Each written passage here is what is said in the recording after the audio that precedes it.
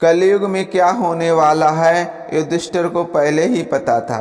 पांडवों का अज्ञातवास समाप्त होने में कुछ समय शेष रह गया था।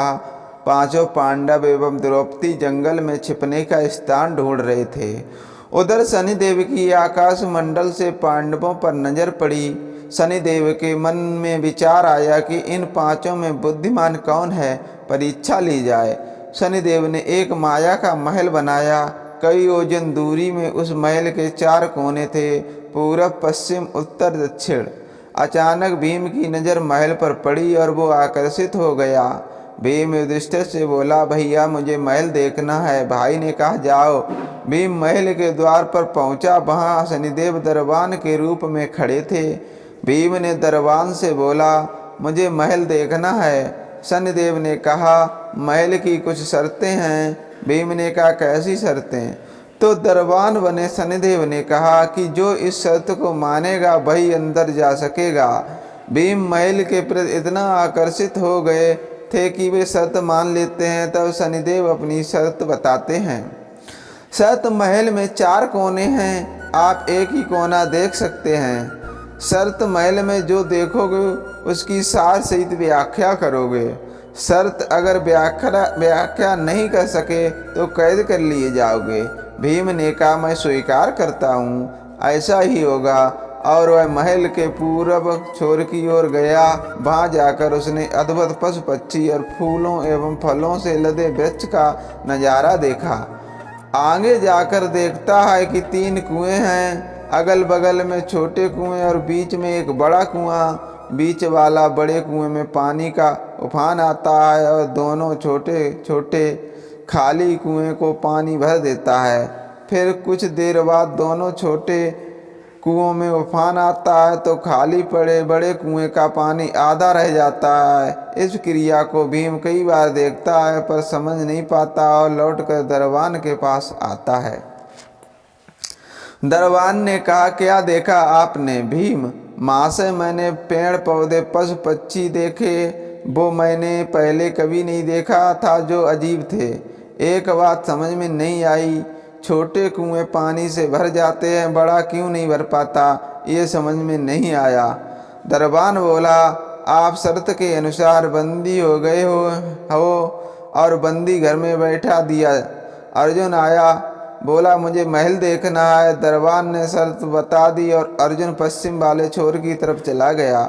आगे जाकर अर्जुन क्या देखता है, एक खेत में 2 फसल उग रही थीं, एक तरफ बाजरे की फसल, दूसरी तरफ मक्का की फसल। बाजरे के पौधे से मक्का निकल रही थी तथा मक्के के पौधे से बाजरी निकल रही थी। अजीब लगा, कुछ समझ नहीं आया, वापस द्वार पर आ गया। दरबान ने पूछा, क्या देखा? अर्जुन बोला, महाशय, सब कुछ देखा पर बाजरा और मक्का की बात समझ में नहीं आई। शनिदेव ने कहा, शर्त के अनुसार आप बंदी हैं। नकुल आया, बोला, मुझे महल देखना है। फिर वह उत्तर दिशा की ओर गया। वहाँ उसने देखा कि बहुत सारी सफ़ेद गायें जब उनको भूख लगती है तो अपनी छोटी बच्चियों का दूध पीती हैं। उसे कुछ समझ नहीं आया, द्वार पर आया। शनिदेव ने पूछा, क्या देखा? नकुल बोला, महाशय, गाय बच्चियों का दूध पीती हैं, यह समझ नहीं आया। तब उसे भी बंदी बना लिया। सहदेव आया, बोला, मुझे महल देखना है, और वह दक्षिण दिशा की ओर गया। अंतिम कोना देखने के लिए क्या देखता है, वहाँ पर एक सोने की बड़ी शिला एक चांदी के सिक्के पर टिकी हुई डगमग डोले पर गिरे नहीं, छूने पर भी वैसे ही रहती। समझ नहीं आया, वह वापस द्वार पर आ गया और बोला, सोने की शिला की बात समझ में नहीं आई। तब वह भी बंदी हो गया। चारों भाई बहुत देर से नहीं आए। तब युधिष्ठिर को चिंता हुई, वह भी द्रौपदी सहित महल में गए। भाइयों के लिए पूछा, तब दरबान ने बताया, वो शर्त के अनुसार वे सब बंदी हैं। युधिष्ठिर बोले, भीम, तुमने क्या देखा? भीम ने कुएं के बारे में बताया। तब युधिष्ठिर ने कहा, यह कलयुग में होने वाला है। एक बाप 2 बेटे का पेट तो भर देगा, परंतु 2 बेटे मिलकर एक बाप का पेट नहीं भर पाएंगे। भीम को छूट गया। अर्जुन से पूछा, तुमने क्या देखा? उसने फसल के बारे में बताया। युधिष्ठिर ने कहा, यह भी कलयुग में होने वाला है। वंश परिवर्तन अर्थात ब्राह्मण के घर शूद्र की लड़की और शूद्र के घर बनिए की लड़की ब्याही जाएगी। अर्जुन भी छूट गया।